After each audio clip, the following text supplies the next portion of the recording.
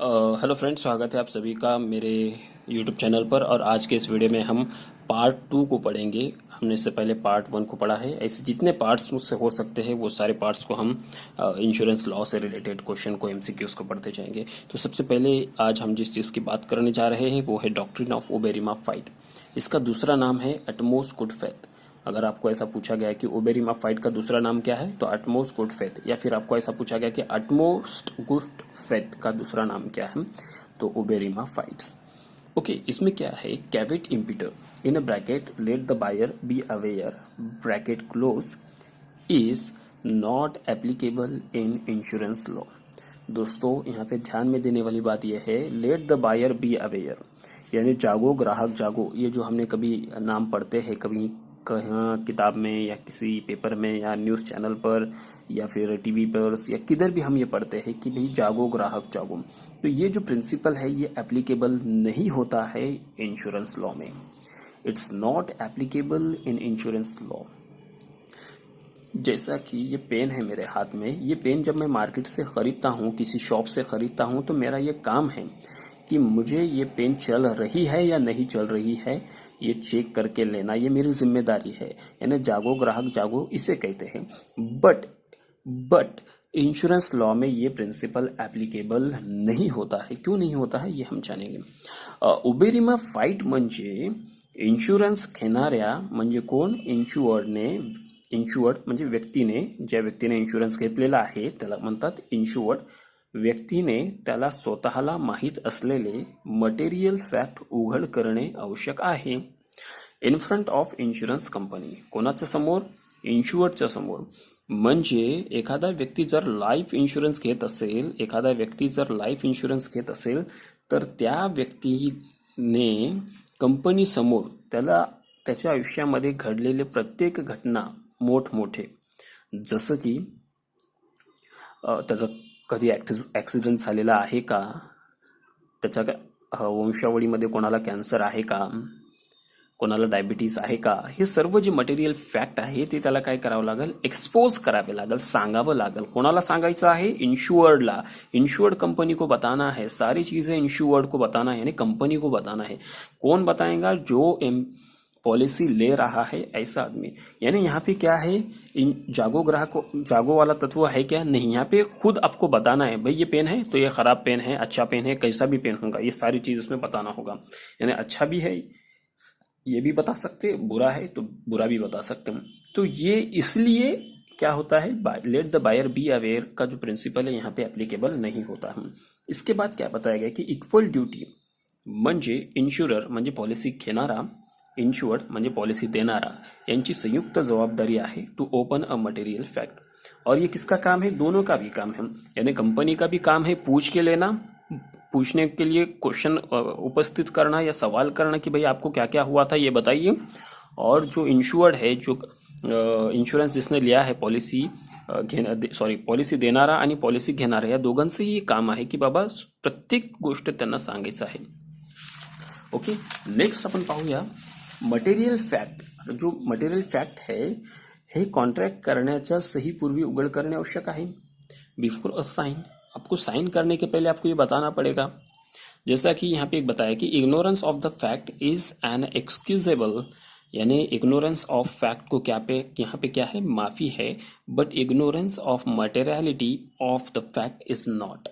यानी यहाँ पे ये बताया जा रहा है कि अगर आपको आपके लाइफ में या आपके खानदान में किसी को कुछ बीमारी है और आप लाइफ इंश्योरेंस ले रहे हैं और वो बीमारी अगर जेनेटिकली ट्रांसफर होती है, ओके, वो बीमारी जैसा कि डायबिटीज़ है, ओके, तो डायबिटीज़ क्या होता है, एक से, या हेपेटाइटिस है, ये ऐसी बीमारियां क्या होते हैं, वंशवळ में जाते हैं, यानी उसके खानदान में जाते हैं। तो ऐसे खानदान में वो ट्रांसफ़र होते रहते हैं, एक के बाद एक, उसके बाप को होगा तो उसके बच्चे को भी होगा, उसके बच्चे से उसके बच्चे को भी होगा। तो ऐसे क्या होंगे, ये ट्रांसफ़र होते रहते। तो अगर ऐसी कोई बीमारी है तो आपको क्या करना पड़ेगा, बताना पड़ेगा। किसे बताना पड़ेगा? कंपनी को बताना पड़ेगा। अगर ऐसी कोई बीमारी है और आपको वो पता नहीं है तो ऐसी चीज आपको एक्सक्यूजेबल है, माफी मिल जाएगी। अगर आपको पता ही नहीं है कि आपके घर में किसी को डायबिटीज है या आपके पिताजी को डायबिटीज था या है, तो ऐसे टाइम पे वो माफ़ी हो जाएंगी, उसकी माफ़ी मिल जाएंगे। मगर आपको पता है कि भाई आपके ख़ानदान में या आपके जो पिताजी है या आपकी जो माताजी है उसको डायबिटीज़ है और आपने वो बताया नहीं, तो ये एक्सक्यूजेबल नहीं होगा। आई होप आपको ये समझा होगा।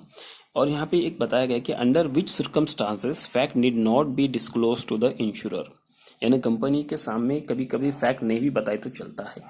तो सबसे पहले ये है कि फैक्ट नोन टू इंश्योरर, यानी कंपनी को खुद पता है कि भाई इससे क्या प्रॉब्लम है, ऐसे फैक्ट बताने की ज़रूरत नहीं है।